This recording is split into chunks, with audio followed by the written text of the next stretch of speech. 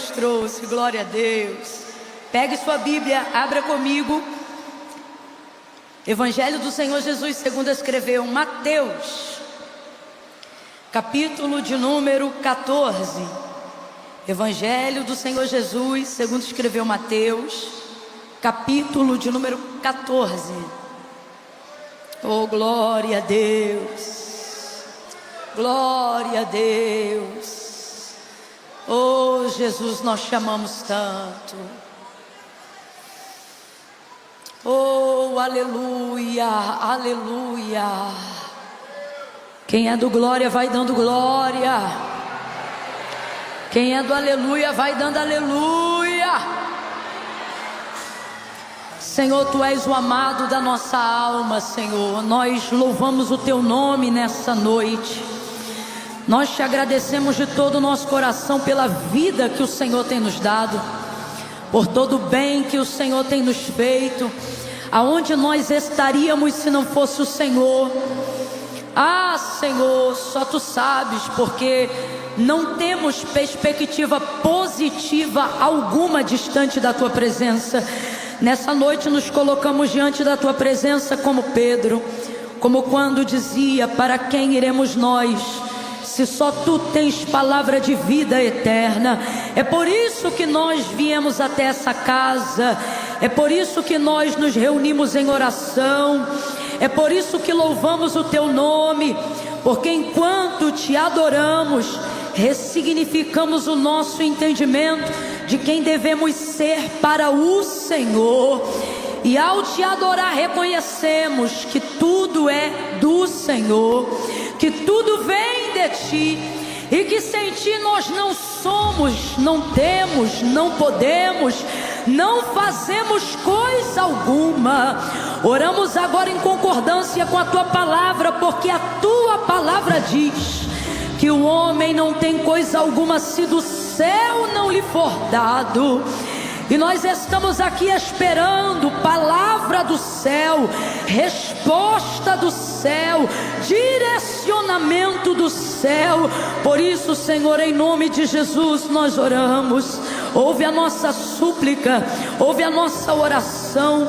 Tu sabes como cada um aqui chegou. Tem homens aqui que precisam tomar decisões ainda esta semana, mulheres que precisam de um apontamento de qual caminho seguir, se é para dizer sim, se é para dizer não, se é para noivar, se é para namorar, se não é para namorar. São pessoas que estão aqui esperando uma sinalização. Abre a porta da palavra diante de nós nesta noite. Abre a porta da revelação bíblica diante de nós. Porque quando Tu fala, a terra se cala.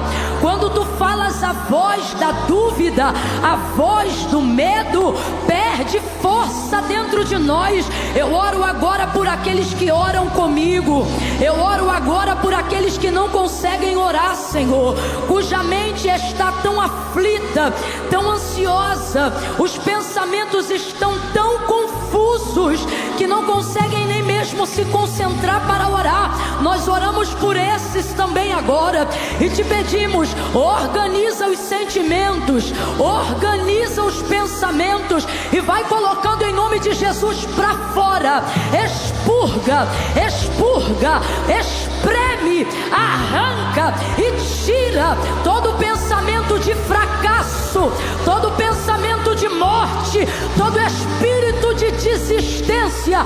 Nós denunciamos agora na autoridade do nome de Jesus todo espírito que tenta confundir a mente, toda consciência culpada que tem dificuldade de dar lugar para o arrependimento, porque grande é a culpa, remorso. Eu te denuncio agora, vai saindo, e aonde havia uma consciência esmagada pela culpa, esmagada pelo remorso, eu oro agora o Espírito Santo, em nome de Jesus. Espírito Santo, entra na mente, entra nos corações. Esse povo é Teu, essa casa é Tua, essa mente é Tua, este homem é Teu, porque do Senhor é a terra, a sua plenitude, o mundo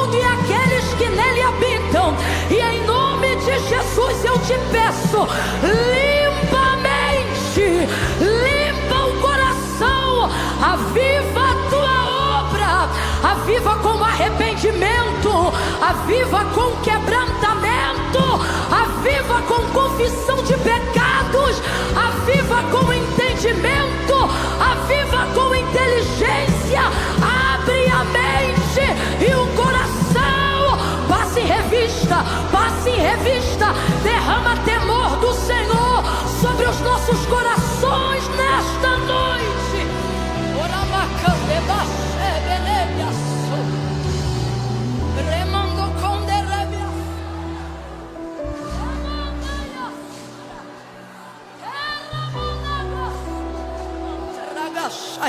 Senhor, fala conosco. Vamos, ore comigo. Senhor, fala conosco, Senhor.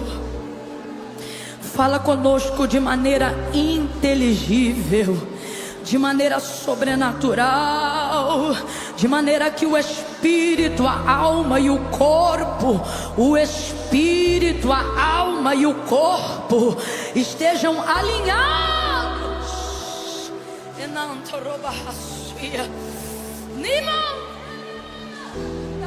E toda distração, toda dispersão, todo vício digital, perca força agora. Todo hábito que está fora da vontade do Espírito Santo, perca força agora em nós, na autoridade do nome de Jesus. Basta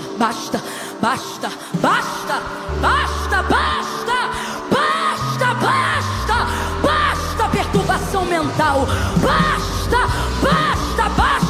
Quebra o feitiço, Senhor, quebra o encantamento, Senhor. Eu oro agora sobre a tua palavra, porque a tua palavra diz que a maldição sem causa não encontra repouso.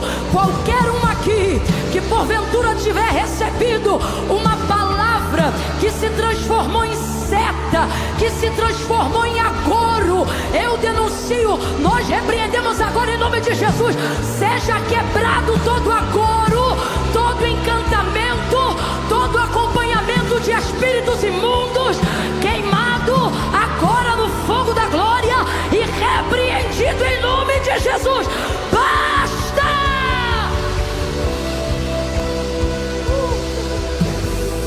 Em nome de Jesus.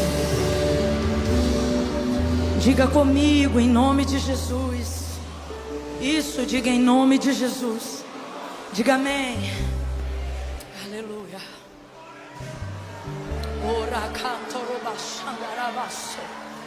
Ah, Camila, mas eu tô tão fraquinho hoje, eu não tô assim, sabe? Com essa fé toda. Vem na minha fé, porque eu também tô fraquinha. E é quando eu tô fraca que eu sou forte. E eu vim crente hoje. Diga amém. Diga amém. Abre a boca, rapaz, diga amém. Amém. Oh, glória. Culto, você tem duas opções e uma delas é assistir. É uma opção, assistir. Mas o melhor mesmo é participar. E como é que crente participa de culto, Camila? Igual Abraão, que a palavra de Deus afirma que ele ia sendo fortalecido na fé, dando glória a Deus. Então vai dando glória a Deus aí. Deixa Deus saber que você veio intencionalmente. Dá um glória bem forte para esse crente entender quem sentou do lado dele. Olha para ele assim, diga assim, aleluia. Deixa ele perceber que você não veio para um evento gospel. Deixa ele entender que ele entrou numa casa de oração e se sentou do lado de um profeta do eterno, de um adorador do Deus vivo. Se os pentecostais chegaram, pode adorar. Se os worshipers estão aí, pode engrandecer o nome dele. Adore. É isso. Oh, glória a Deus. Glória a Deus. Ainda bem que vocês voltaram. Menino, tu joga nas 11 e tu é um cara, hein? Oh, glória. Mateus, qual foi o capítulo que eu falei? Não, isso é o livro. Vocês estão me ouvindo bem? Qual foi o capítulo que eu falei? Isso. Quem achou, diga glória a Deus. Tá todo mundo me ouvindo bem, gente? Quando eu digo ouvir bem, não é ouvir o som, é a dicção das minhas palavras. Você está conseguindo entender perfeitamente o que eu estou falando? Ou tá saindo meio zoadinho? Um pouquinho zoadinho? Abaixa então só um pouquinho. Abaixa só um pouquinho, por favor, o meu retorno. Só mais um pouquinho o retorno. E abaixar só um pouquinho a PA do centro, porque o pessoal da lateral não reclamou. Só o do fundo aqui do centro. Tá chegando mais. Agora foi? Foi? Deixa eu ver se foi. Fala, paralelepípedo. Caquígrafo. Papigaquígrafo. Chegou aí a dicção direitinho? Então vamos ao texto, Mateus 14. Glória a Deus. Irmão, se eu fosse você, eu dava glória a Deus pelo sonoplasta dessa igreja. Você tem noção da dificuldade que é cuidar do som no meio disso aqui tudo? Rapaz, isso aqui é um mundão.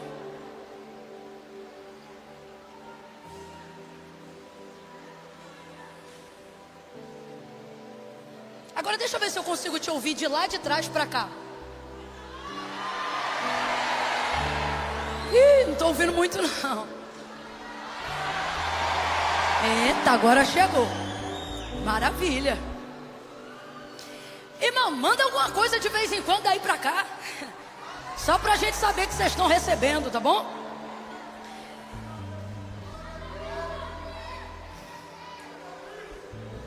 Versículo de número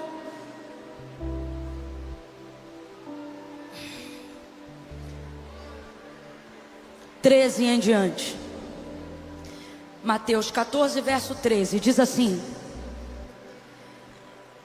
Jesus, ouvindo isto, retirou-se dali num barco para um lugar deserto, à parte.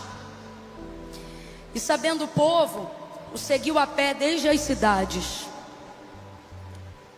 Saindo Jesus, viu uma grande multidão, e possuído de grande compaixão para com ela, curou os seus enfermos.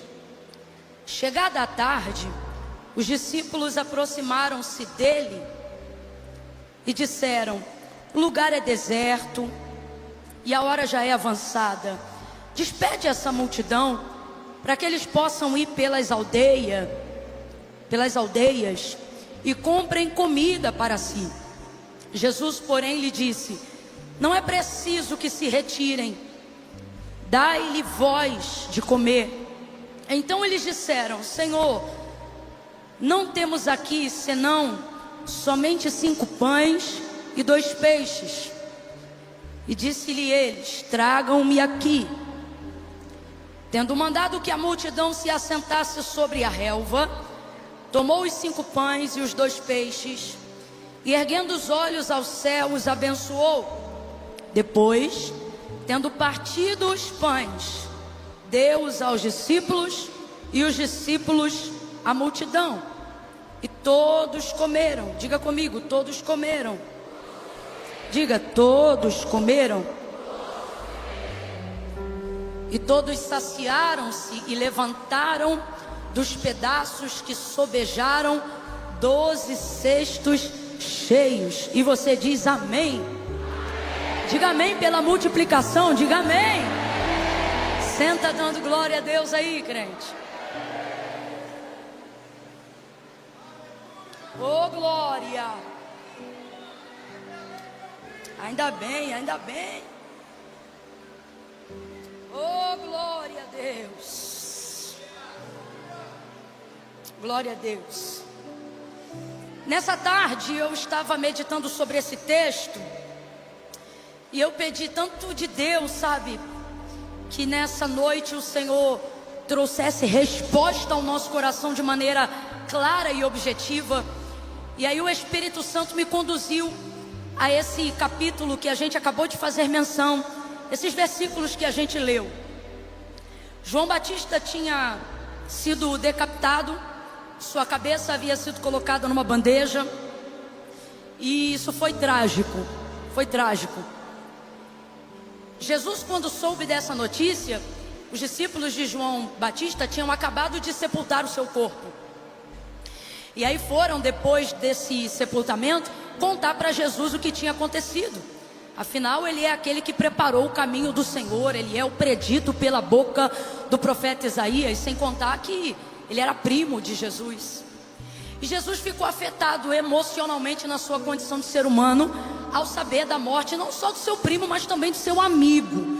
Porque quando Jesus dá testemunho de João Batista, ele mesmo diz que ele era um amigo e era também o amigo do noivo, né? E Jesus fica triste, abalado emocionalmente na sua humanidade pela perda de João Batista, ainda que tenha sido cumprido o propósito que a vida dele carregava. E aí ele vai decidir se retirar e ir para um lugar para ficar sozinho. Ele quer tirar um tempo de solitude. Não é solidão, é solitude. Solitude é saudável e muitas vezes necessária para a organização da ideia, para a reposição ou recolocação, reacomodação dos sentimentos dentro da gente depois de um trauma, de uma dor. Então é exatamente isso que Jesus vai fazer. E como é que Jesus fazia isso? Jesus fazia isso em oração, mas ele orava à parte. Ele buscava estar sozinho em algum lugar nesses momentos. E foi então o que ele foi fazer. Entrou no barco, os discípulos foram com ele, mas ele desejava chegar ali naquela região desértica e subir ao monte para orar. Jesus queria ficar sozinho. Vamos lá, só para ter certeza que você está me ouvindo bem. Jesus queria ficar isso, sozinho, porque ele estava triste com a morte de João Batista. Falando a grosso modo, né? Porque a morte de João Batista anunciava a proximidade de muitas coisas que estavam para acontecer na vida dele. E na sua questão humana, seria impossível ele não sentir, apesar de ser Deus, porque ele estava aqui na terra justamente para ficar passivo desse tipo de sentimento. Então Jesus agora vai para uma região distante, ele quer ficar sozinho, ele quer orar, ele precisa desse tempo a sós com Deus, só que o povo está acompanhando a caminhada dele. Então o caminho que ele vai fazer a barco ou de barco, a multidão vai fazer a pé, e essa multidão vai caminhar aproximadamente de 12 a 13 quilômetros, acompanhando o barco de Jesus de longe na maré, e eles vão paralelos, né, à praia, indo até onde Jesus vai chegar. E aí ocorre que Jesus vai no barco e eles vão a pé. E quando Jesus chega e ele atraca ali a sua pequena embarcação lá no deserto, aquela multidão toda já tinha chegado. E aí ele não conseguiu se retirar para ficar sozinho para orar, porque o coração dele se moveu de muita compaixão quando viu aquele povo lá. Ele estava indo para lá porque precisava orar e queria ficar sozinho, mas aquele povo estava sedento de uma resposta, sedento de uma cura. E o texto vai dizer que haviam muitos enfermos no meio deles. O coração de Jesus, mesmo querendo ficar sozinho, não ficou sozinho. Mesmo querendo se retirar para orar, esperou mais um tempo e não fez aquilo na hora que ele queria ter feito. A compaixão, ela faz isso com a gente. E aí, movido de compaixão, ele fica ali. E mesmo não tendo força, como é que eu vou dizer assim, toda a estabilidade emocional da qual ele pensava que deveria ter para aquele momento, ele vai fazer aquilo que o ministério dele se propõe a fazer. E ele vai curar todos os enfermos naquela tarde. E é um expediente cumprido, porque as horas vão passando, vão passando, vão passando. Eu sei que quando ele termina de curar todo mundo, quando ele termina de abençoar todo mundo, quando ele termina de ministrar sobre todo mundo, agora sim, ele terminou aquela parte que era a necessidade do povo.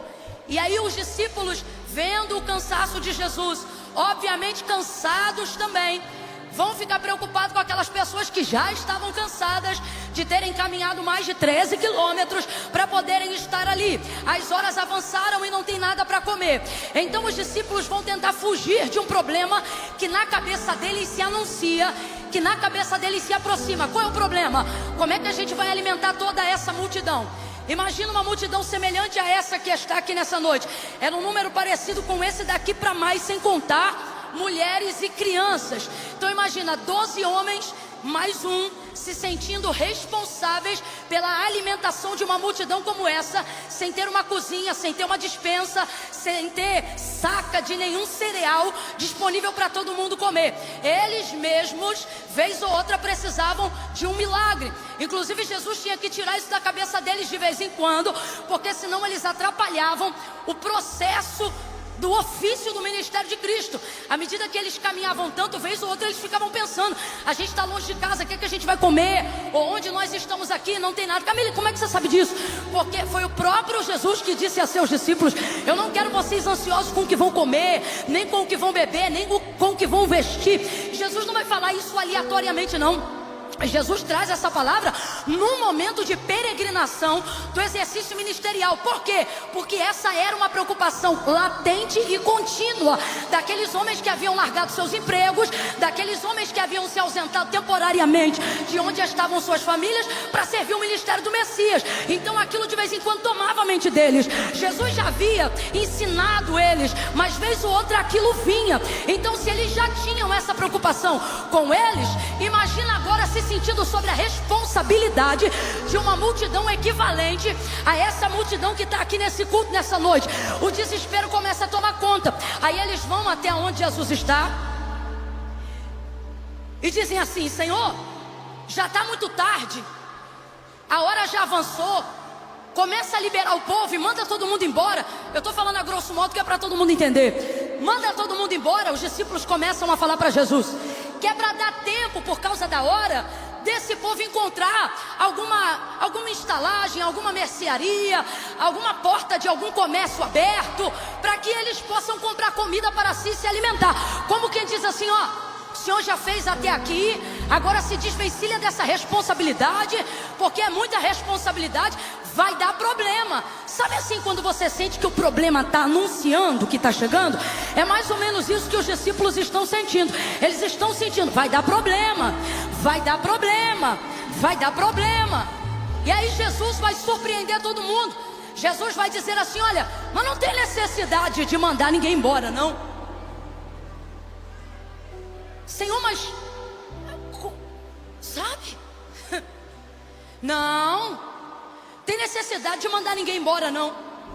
E aí eu estava no quarto do hotel e o Espírito Santo ministrou o meu coração. E ele disse assim: diga ao meu povo nessa noite que Jesus está disposto a resolver, a encarar os problemas. Gente, está tão ligada a nossa personalidade de sobrevivência, fugir dos problemas, que esquecemos que são os problemas os responsáveis, ou a maneira como nós solucionamos os problemas que aparecem, que se tornam responsáveis pelas pessoas que nós nos tornamos. A verdade é que ninguém respeita quem nunca venceu nada. A verdade é que ninguém admira ou se inspira quem nunca encarou nada, quem nunca enfrentou nada. E o mundo está querendo trazer para a gente uma mensagem de conformidade e fuga. Não mude nada, não transforme nada, não encare nada, não entre em conversa nenhuma, não entre em embate nenhum, não discorde, não opine, não se apresente, não se importe, não tente resolver, porque vai dar problema.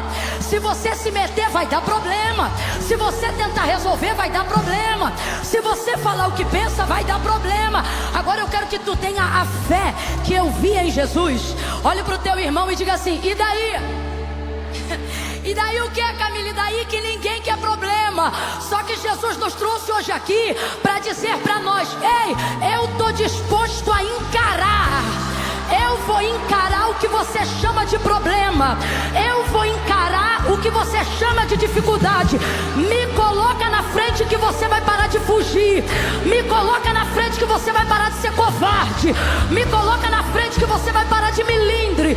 Me coloca na frente que você vai parar de medo. Me coloca na frente que você vai parar de mediocridade. É muito simples o que eu estou pregando aqui, mas é difícil viver isso na prática. Veja, Eles se sentem responsáveis por aquela multidão, mas ao mesmo tempo pensam, matematicamente falando, nós não temos condições de alimentar toda essa multidão. Então qual é a melhor forma de resolver uma coisa que está se tornando um problema? Impedir com que aquilo progrida para tornar-se um problema. Então manda embora. E com isso a gente está ficando fraco, gente. Fraco, sem ideia, sem criatividade, sem dínamos, sem potência, sem cadência, sem ritmo. Eu vou falar rasgado que é para todo mundo entender. Irmãos, a geração do avivamento não pode ser reduzida a uma cambada de frouxo, que tem medo do que vão dizer, do que vão pensar, e tem medo e começa a fugir de todas as demandas, para não ter que se responsabilizar com nenhuma delas. Eu não estou criticando declaradamente os discípulos, mas eu quero enaltecer a lição que Jesus quer passar para aqueles que o seguem, nós.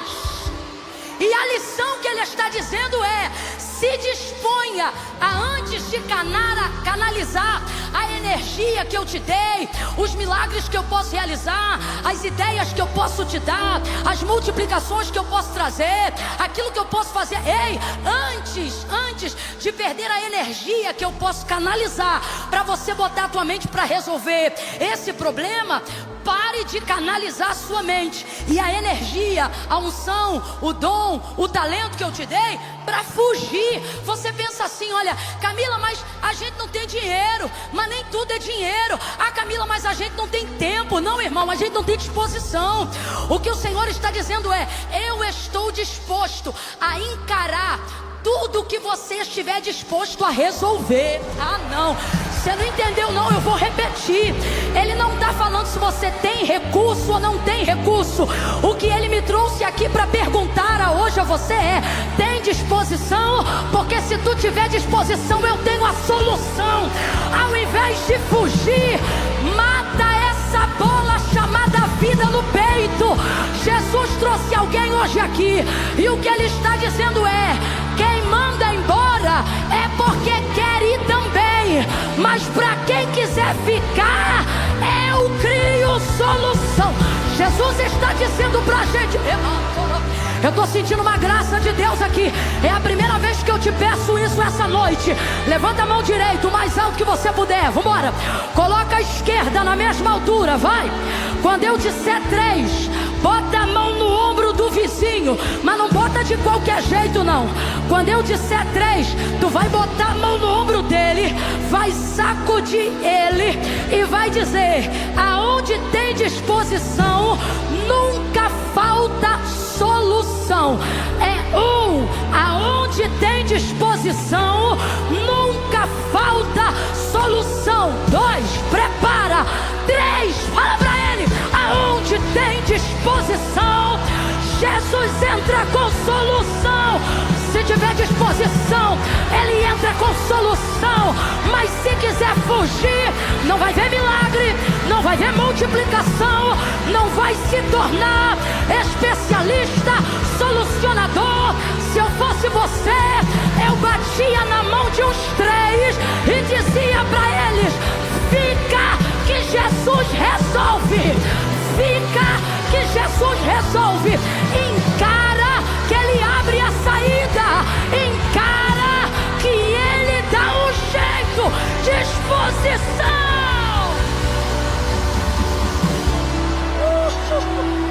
Aleluia! Aleluia!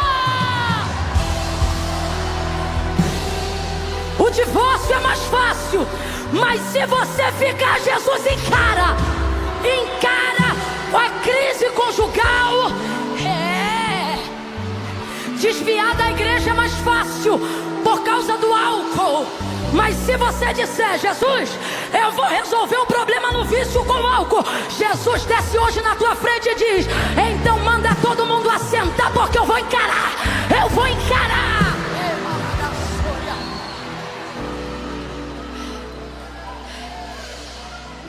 Não existe nada que, havendo em você disposição para resolver, Jesus não demonstre a disposição dele em resolver. Jesus não está procurando quem tem Ele sempre procurou quem quer. Sempre. Marcos 16, 24. Se alguém quiser vir após mim. Ele nunca perguntou quem podia. Ele nunca perguntou quem tinha condições. Se alguém quiser vir após mim, tome a sua cruz. Negue-se a si mesmo. E siga-me. Porque aquele que perder para me seguir, já ganhou. Mas aquele que quiser me seguir para ganhar, já perdeu. Então veja, aqui ele trata sobre disposição. Ele sabe que a gente não tem o recurso para resolver tudo. Então ele não pergunta o que você tem, ele pergunta o que você quer.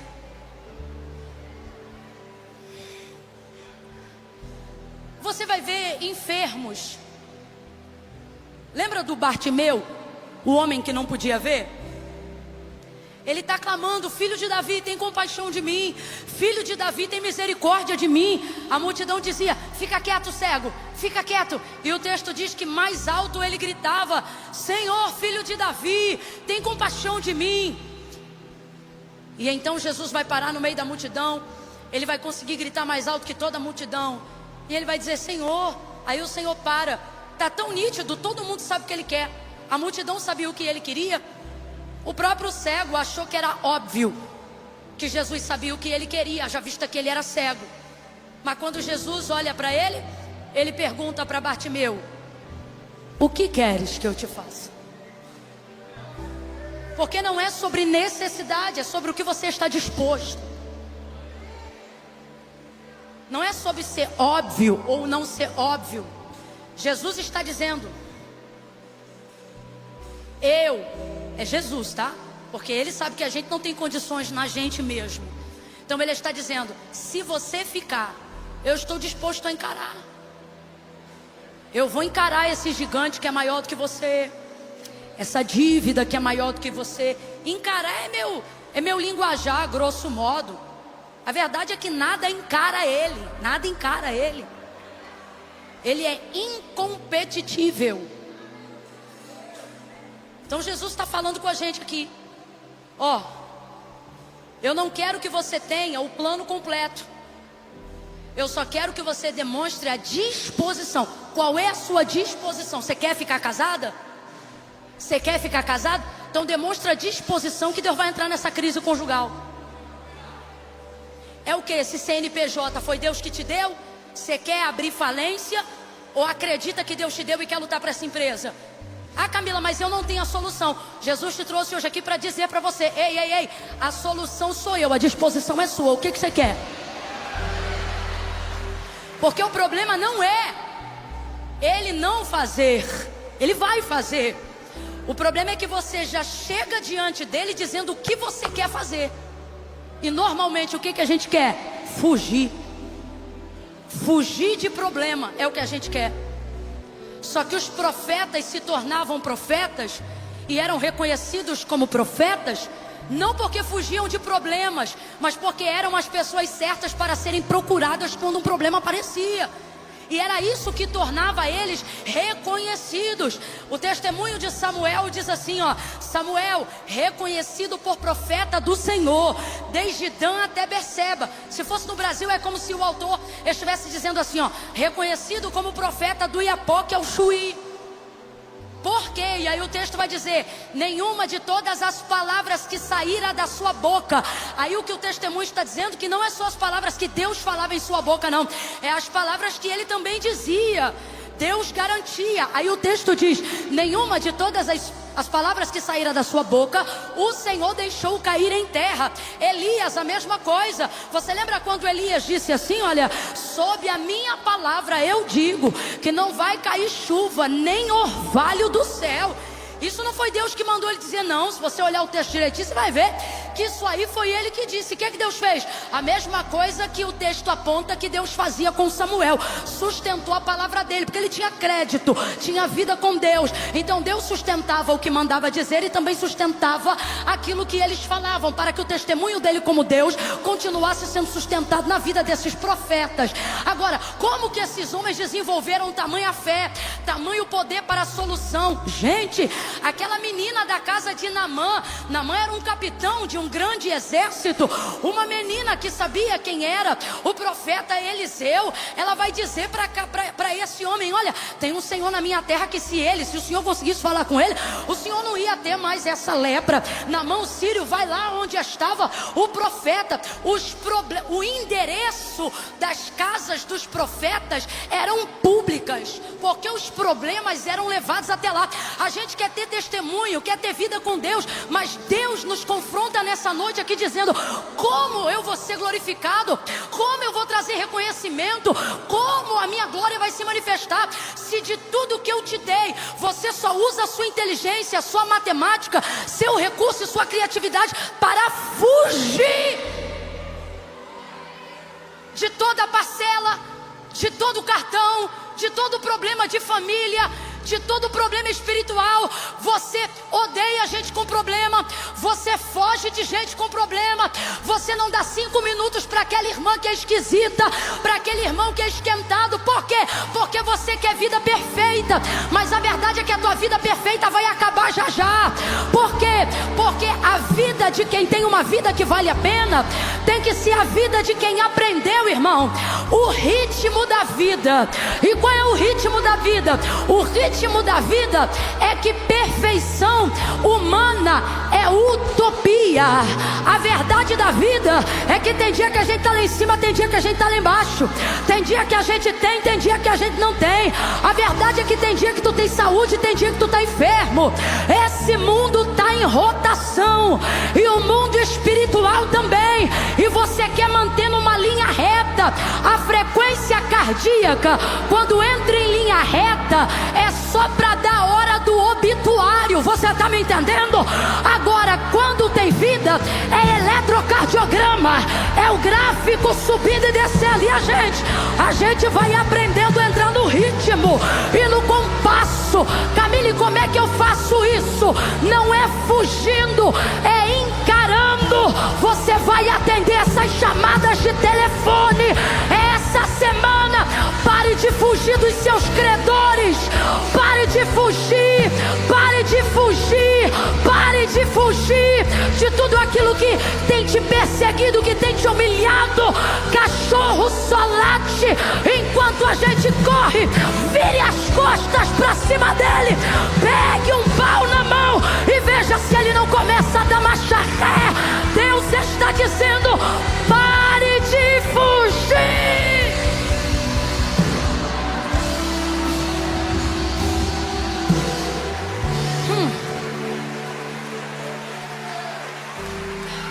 Ninguém vai embora.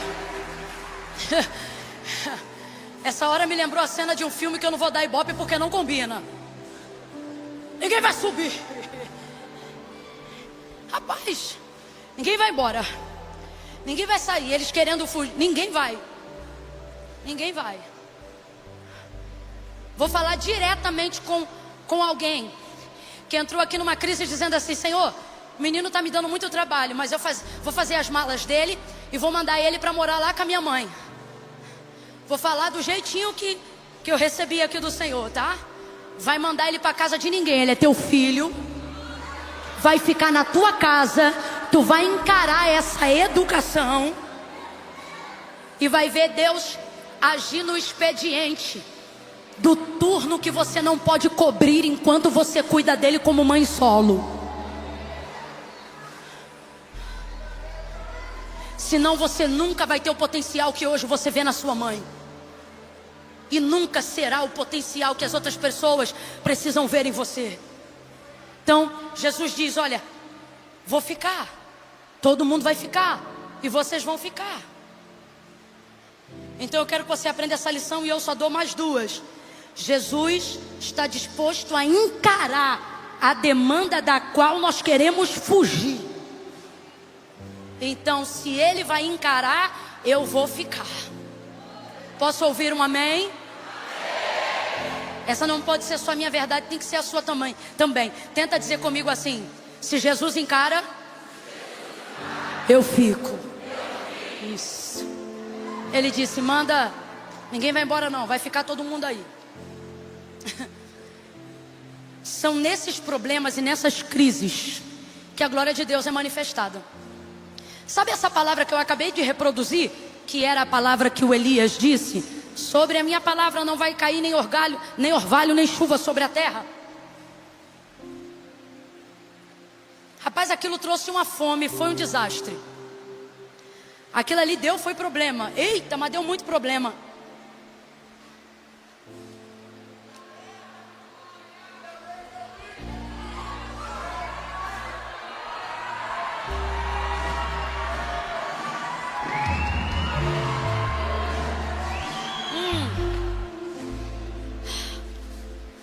Aquilo foi problema.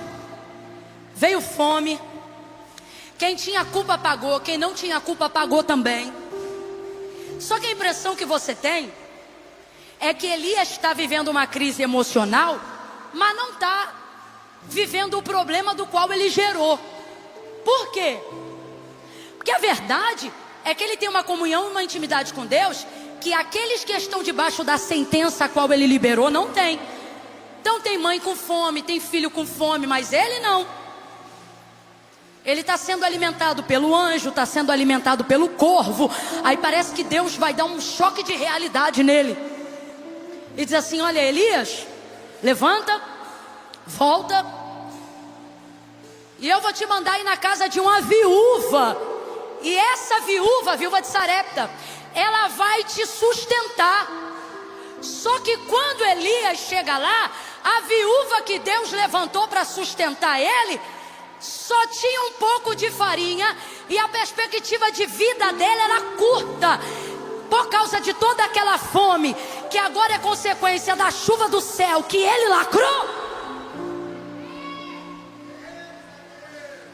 A viúva só tem um pouquinho de farinha, uma boca a mais que a do menino. E o Elias vai lá porque Deus mandou. Vai lá porque a viúva vai te sustentar. Agora sai do sobrenatural e vem para o físico. Vamos supor que a gente não é crente igual Elias. Imagina Deus dizer que a tua solução está na casa de alguém que tem mais problema do que você. É isso que Deus está fazendo, eu vou repetir. Imagina Deus dizer para você que a solução que você procura está na casa de alguém que está com mais problema do que tu. Foi o que Deus fez com Elias. Eu tenho para mim, isso aí sou eu que estou falando, que é uma maneira de Deus dizer assim: olha aí o que tu arrumou. Com as tuas palavras, olha aí o que tu arrumou. Tá a mãe, tá o filho. E aí você conhece a história. Ele manda preparar o bolo, manda fazer para ele primeiro, e aí depois ele profetiza e abençoa a vida daquela mulher. Mas aonde estava a solução? No meio do problema. E aonde estava o milagre que traria de volta estabilidade para a casa daquela mulher que tinha uma perspectiva curtíssima de vida? No meio de uma demanda que ela também poderia ter fugido. Imagina, tu só tem um pedaço de pão, é para você e para o teu filho. Só dá para fazer um pão ali para vocês, um bolo ali de farinha para vocês. E aí chega um homem de fora e fala: faz esse único pedaço aí, esse único ingrediente que você tem aí para fazer um bolo, faz ele para mim. Ô irmão, você fugia ou não fugia? Vamos falar a verdade? Só que o que Deus está dizendo para a gente é: quando eu fico, você não foge. Se eu ficar, você não precisa fugir. Eu não sei qual é a área da tua vida, se é emocional, se é espiritual, batalha espiritual. Se você está querendo se mudar de casa, a casa que Deus deu, porque está vendo vulto de um lado para o outro, é gente fazendo isso, é gente fazendo aquilo, é você sentindo aquilo outro, e você dizendo: ai meu Deus, eu vou embora. Só que hoje Deus está dizendo para alguém: fui eu que te consegui essa casa. Você fica, quem sai é o demônio. Você fica, quem sai é o espírito de perseguição. Eu não sei qual é a área da sua vida, mas Jesus está dizendo: quando eu ficar, é o sinal que você não tem que ir para lugar nenhum. Aí ele diz: fica todo mundo aí. Aí um dos discípulos vai chegar para ele e vai dizer assim: Senhor, que ele vai dizer assim: o que vocês têm aí? Aí o menino tinha deixado lá 5 pães e 2 peixinhos, né? Aí os discípulos vêm e dizem assim: Senhor, tudo que nós temos aqui são apenas 5 pães e 2 peixes. E o que é isso para toda essa gente? Aí Deus mandou eu dizer isso aqui para vocês: o recurso que temos só se torna ilimitado. Eu disse o que, gente? Por favor, vem de novo. Eu disse o que?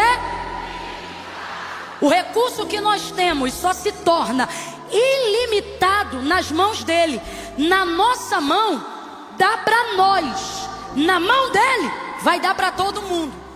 Então você tem que parar de fugir de quem te dá demanda, porque muitos milagres só estão sendo possíveis na sua vida porque você não anda na sombra, mas anda acompanhado de gente que motiva Deus a fazer coisas através de você. Deu para entender o que Deus está falando aqui? Que é isto para toda essa multidão? Então eles oferecem, mas ao mesmo tempo se constrangem daquilo que estão oferecendo, porque no fundo não querem que seja utilizado e também não acreditam que aquilo possa ser o suficiente para aquela multidão de mais de 5.000 pessoas reunidas ali. Aí Jesus diz assim: traga-me aqui. O que ele está dizendo? Bota aqui na minha mão. Aí pega os 5 pães, os 2 peixes. Eu não sou de ficar correndo atrás de número na Bíblia, mas tem número que é muito emblemático. São 5 pães e 2 peixes. Isso totaliza 7 itens. E eu não preciso forçar, não precisa ser teólogo. Todo mundo aqui sabe que 7 aponta para aquilo que é suficiência, para aquilo que chamamos de perfeito. Então veja, você pensa assim: eu não tenho como resolver, eu não tenho como ajudar, eu não tenho como pagar, eu não tenho como curar. E o Senhor está dizendo: bota na minha mão o que você tem. Por quê? Porque é o suficiente para eu fazer o que eu vou fazer. 7 aqui é perfeição. Você pensa que todo recurso que você tem é pouco. Você pensa que toda inteligência que você tem para resolver isso é pouca. Você pensa que todo o dinheiro que você tem para resolver isso é pouco. Você pensa que a eloquência que você tem é pouca, que os amigos que precisaria ter para fazer são poucos. Mas Deus te trouxe hoje aqui para dizer: só é pouco na sua mão, na minha mão é o suficiente. Então o que eu tenho que fazer, Camila? Essa é a parte mais difícil. A parte mais difícil não é ver Jesus trabalhar. A parte mais difícil é dar a Ele autonomia para mexer no que estava seguro na minha mão. Essa é a parte difícil. É pegar aquilo que na minha mão é seguro e ver eu transferir aquilo para a mão de Jesus. Por quê? Porque na minha mão todo recurso é administrado por mim. Minhas palavras são administradas por mim. Minhas amizades são administradas por mim. Na minha mão o culto é administrado por mim. Imagine esse jovem que está tocando o teclado aqui. Na mão dele o teclado está sob o domínio dele, porque ele é tecladista. Vai ver, ele até arranha um pouco de guitarra ou um pouco de bateria, mas eu tenho para mim que o instrumento que ele usa para trabalho é o teclado, não é isso? Você usa o teclado. Então se de repente eu chegar para ele e falar assim: ó, você vai agora tocar bateria, ele não vai tocar com a mesma desenvoltura que ele toca teclado.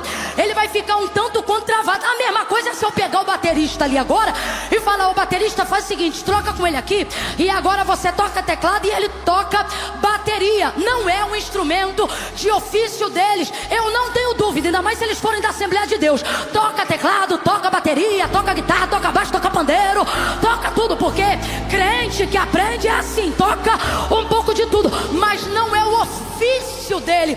Ele vai ficar melhor no teclado, ele vai ficar melhor. Ei, é a mesma coisa quando você tem um recurso. O difícil não é ver Deus trabalhar no recurso. O difícil é pegar o recurso que está na minha mão e botar na mão de Deus. Por quê? Porque na minha mão eu uso o recurso como eu acho que é melhor ele ser usado. E na mão de Deus? Na mão de Deus ele usa como quer. E se tem uma coisa que dá agonia, é ver na mão de outra pessoa algo que eu estou acostumado a só ver na minha. Aí você olha para a cena e pensa: o problema é grande demais, eu vou fugir. Só que Jesus está hoje aqui dizendo: não precisa fugir. Eu não só vou trazer estabilidade, como vou trazer multiplicação, como vou fazer sobejar. Vou te dar uma experiência de milagre, e nunca mais você vai ter medo de gente, nunca mais você vai ter medo de fome, nunca mais você vai ter medo de multidão, nunca mais você vai ter medo de problema. E aí, Camila, o que eu tenho que fazer? Transfere o recurso. Essa é a hora que a gente trava, porque a gente quer ver Deus fazer, mas quer que Ele faça através das nossas mãos. Fala comigo, Jesus. Passa por aqui. Chega lá onde eu quero, mas chega através das minhas pernas. Chega lá onde eu quero, mas chega usando a minha mão. É complicado, porque quando Ele quer glorificar o nome dEle, uma das primeiras coisas que Ele faz é tirar da tua mão o controle. Mas a gente quer milagre, mas não quer perder o controle. A gente quer milagre, mas não quer dar para Deus autonomia. Ó Espírito Santo, até aqui tu age, daqui para cá é a minha boca mesmo que fala. Ó Espírito Santo, aqui tu age, daqui para cá é meu jeito de fazer. Isso aqui deixa comigo, isso aqui deixa que eu resolvo. Só que Jesus está dizendo: filho, você não vai botar o peixe na minha mão e ficar com pão, não. E eu também não vou aceitar pegar o pão e você ficar com peixe. Aqui não adianta confiar parcialmente. Confiança parcial é desconfiança integral. Se é pra confiar, ou bota tudo ou não bota nada. Agora, quer viver uma vida mediana, medíocre a vida toda? Quer acordar todos os dias sabendo como é que vai fugir? Pra que casa vai ter que se mudar? Quantas parcelas vai ter que ser dessa vez? Qual é o banco que você ainda não perdeu o nome pra pedir um novo empréstimo? Então segue teu caminho. Agora, quer perder o medo? Perde a autonomia. Entrega tudo na mão dele. Faça como a viúva. Faça como a viúva. Ela não fez como os ricos. Os ricos davam do que sobravam. Ela deu tudo que tinha a um altar espiritual aqui. E o Espírito Santo está dizendo: 2025 é ano de solução.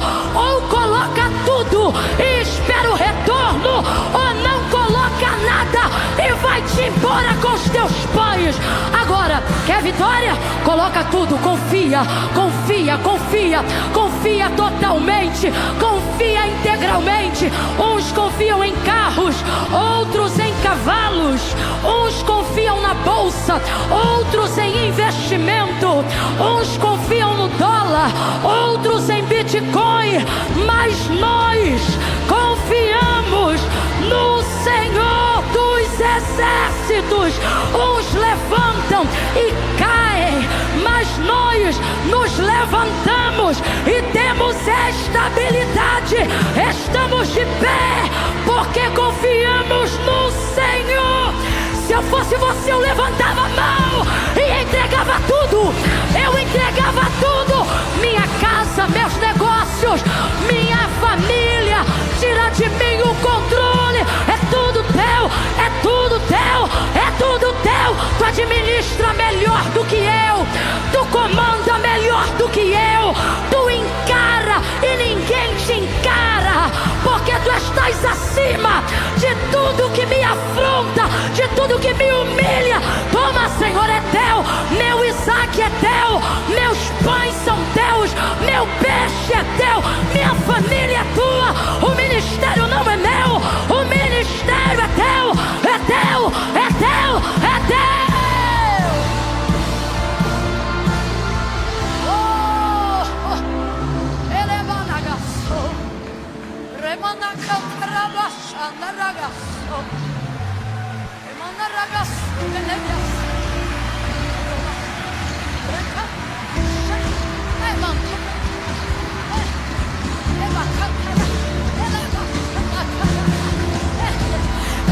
fazendo o quê? Eu não sei você, mas eu estou entregando. Eu estou entregando. E eu entrego tudo. Eu entrego o corpo, a vida, a alma, o fôlego, o espírito. Entrega tudo.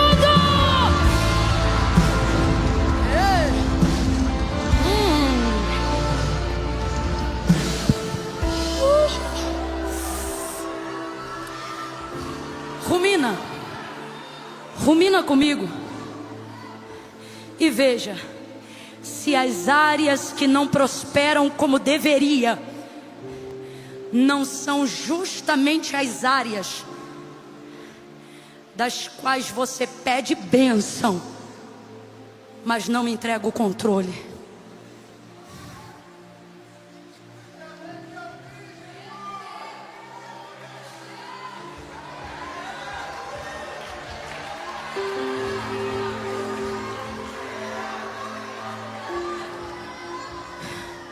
Senta que falta só mais um para não cansar.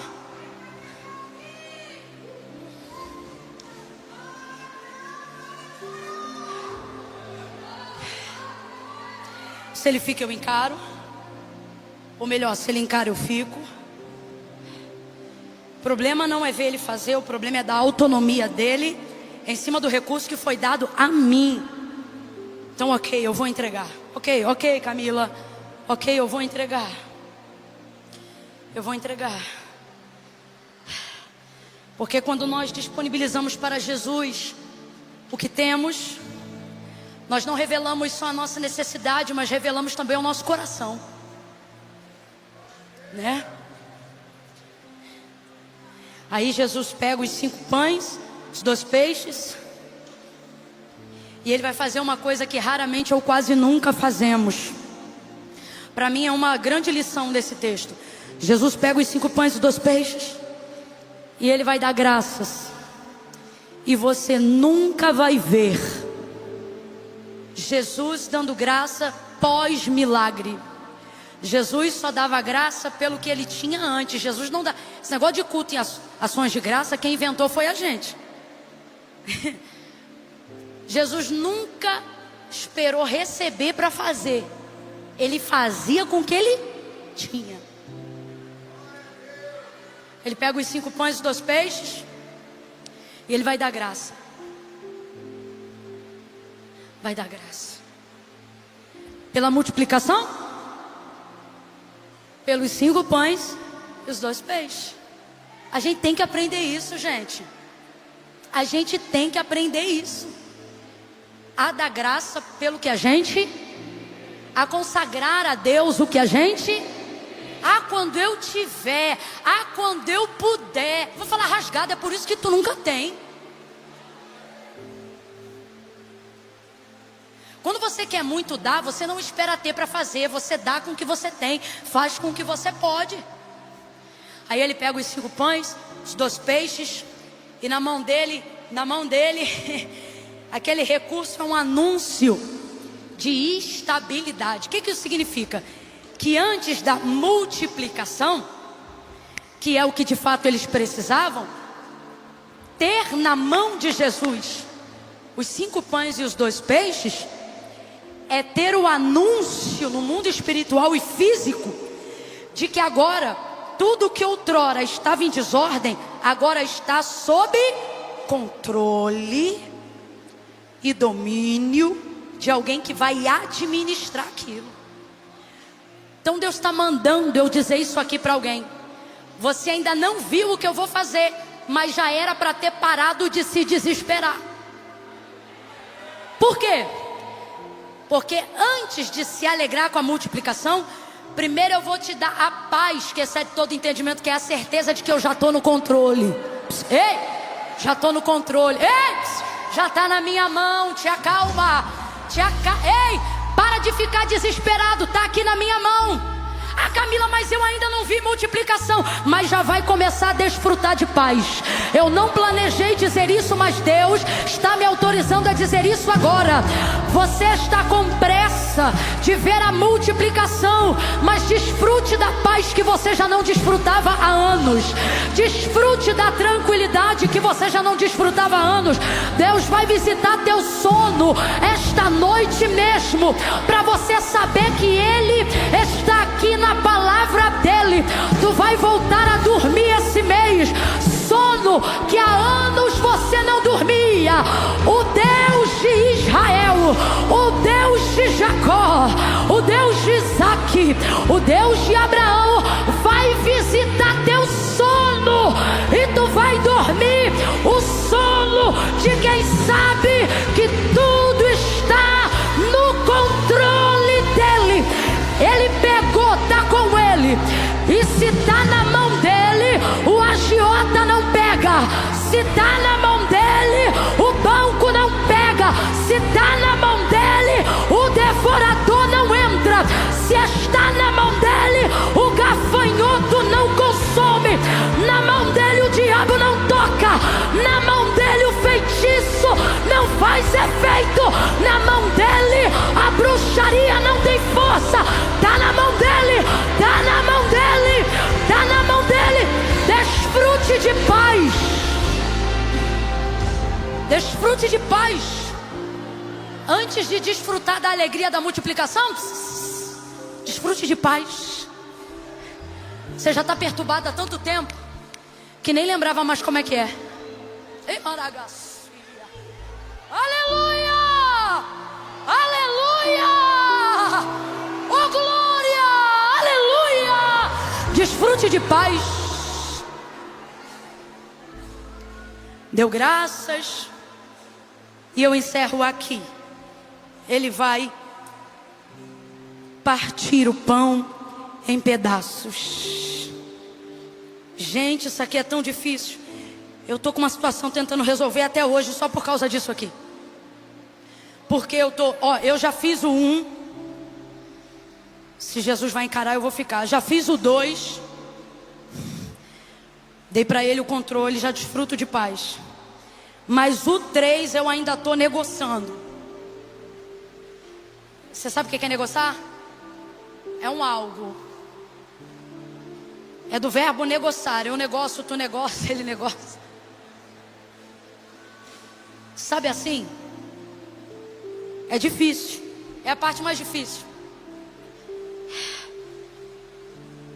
Ele já tá com o que era teu. E você pensa assim: eu tô de boa, Camila, já entreguei para Deus. E entregou?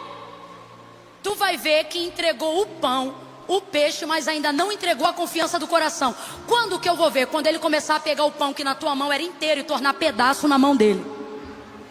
Ali tu vai começar a ter sentimento de perda mesmo. Ali você vai ver que não dá para colar de novo, tá ligado? Ali você pensa assim: nem que eu quisesse roubar de volta, eu iria conseguir, porque já era. E essa é a palavra profética que eu vou terminar esse momento. Você vai olhar para quem está do teu lado agora e vai dizer assim: ó, já era. Não, você ficou sem graça, eu vou te dar mais uma chance. No 3 você vai olhar para ele e vai dizer: já era. Como assim já era? Sabe aquilo que você deu? Já perdeu a forma de se recuperar de volta. Porque mesmo que você pegue, já não está mais do jeito que você deixou. Ei! Não, eu vou falar de novo. Não está mais do jeito que você deixou. Eu vou falar de novo. Não está mais do... Bate um arrependimento, você pensa: vai que não acontece como eu queria. Vai que... Ai meu Deus. Deus está me usando aqui para te dizer: eu fiz a coisa de um jeito que se tu tentar meter a mão agora, já não está mais do jeito que tu me deu. Virou pedaços. Virou pedaços. Pedaços. Eu quero que você imagine uma coisa que você gostava muito. Uma blusa que você gostava muito. E está na mão de uma pessoa. Só que agora essa pessoa começa a rasgar essa blusa. E cada pedaço do tecido vai se tornando várias blusas para outras pessoas. Vai dando uma angústia, sabe? Tava tão bonitinho, tão perfeitinho, e agora virou pedaços. No processo da multiplicação, você terá a sensação, não é uma realidade, é apenas uma sensação. Então redobre a atenção. No processo da multiplicação, você terá a sensação de que Deus destruiu os únicos recursos que você tinha. Só que não é destruição, é um método que você não conhece de compartilhamento. Pegou o pão e partiu. E eu procurei na Bíblia pães que saciaram fome sem terem sido partido. Não existe. Porque o que torna o pão deglutível para ser consumido é o partir, ou seja, a proporção do pedaço é que torna ele comestível. Já tentou enfiar um pão francês inteiro na boca? Já tentou, mas não conseguiu. Tem que partir para caber. Senão você tem a matéria, mas não consome os nutrientes dela. Alguém está entendendo o que Deus está falando aqui? Então é difícil ver o que era bonito, mas não tinha utilidade. Ver o que parecia um patrimônio sólido, mas não tinha utilidade. Aí de repente pegamos e entregamos tudo para Deus, e a impressão que a gente tem é que Deus está pulverizando, mas não é.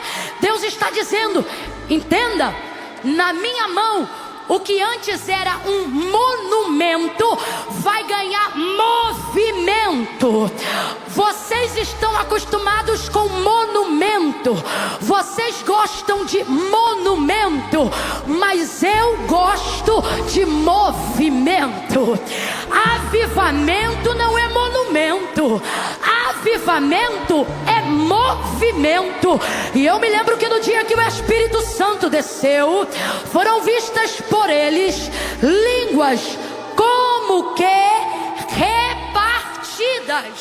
repartidas, as quais pousavam sobre a cabeça de cada um deles, e eles falavam como se fosse concedido que lhe falassem. Veja, tudo que vai ser nutriente, tudo que vai ser consumido, tudo que terá utilidade, tudo que será fortalecido antes da bênção da multiplicação, você verá primeiro a repartição, a fragmentação. Deus me trouxe hoje aqui para clarear as ideias de alguém que está pensando que perdeu tudo que construiu, ou que está para perder tudo que investiu desde o dia que se tornou crente e viu tudo ir para a mão de Deus. Deus está dizendo: não, eu não estou fragmentando, eu estou multiplicando. É que no processo de multiplicação, o partilhar faz parte. Para você que amontoou, é difícil ver Deus soprar. Era grande, mas não servia a ninguém. Era muito, mas ninguém se alimentava. Agora está partido e mais de 5.000 vão comer. Aí você pensa: mas está tão pequenininho. Está pequenininho, mas está alimentando todo mundo. Deus nos trouxe hoje aqui para dizer: se no teu coração você tiver disposição para partilhar, eu vou multiplicar. Se você aguentar me ver rasgar, me ver repartir e me ver fragmentar, entenda, você não vai terminar com um pedacinho de pão, não. Você vai terminar com cestos transbordando até o talo. Mas você só vai ter essa visão se aguentar me ver rasgar, partir e fragmentar o que você colocou na minha mão.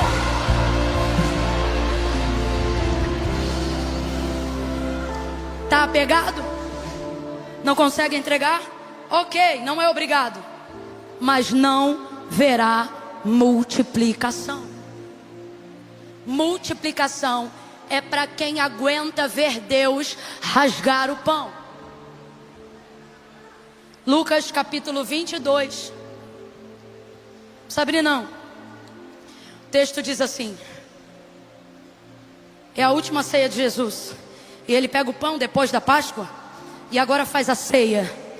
E aí ele pega o pão e, tendo dado graças, o partiu e disse: comam, este é o meu corpo,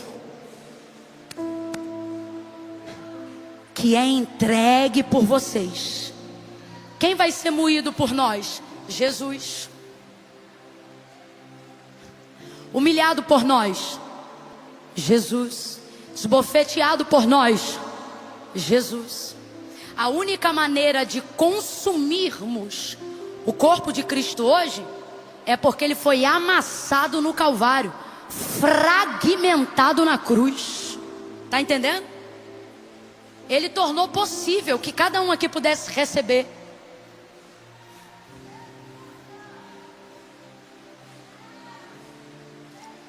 Olha aqui para mim. Se é só para você, você não precisa de milagre, cara. Você precisa de plantão. Continua virando um plantão um atrás do outro. Enche tua conta, enche teus recursos, troca de carro todo ano e esquece da tua família, dos teus amigos, dos teus parentes. Você não precisa de milagre. Você pode viver para o seu umbigo. Quem vive para o próprio umbigo não precisa de milagre. Quem vive para o próprio umbigo não precisa de multiplicação. Você já tem tudo que você precisa. Saúde e trabalho, igual à disposição. Dinheiro até não querer mais, vai com tudo. Agora eu vim falar de milagre. Eu vim falar sobre perder o controle. Eu vim falar sobre, não é nem perder no sentido de não saber que tem, é saber para quem deu.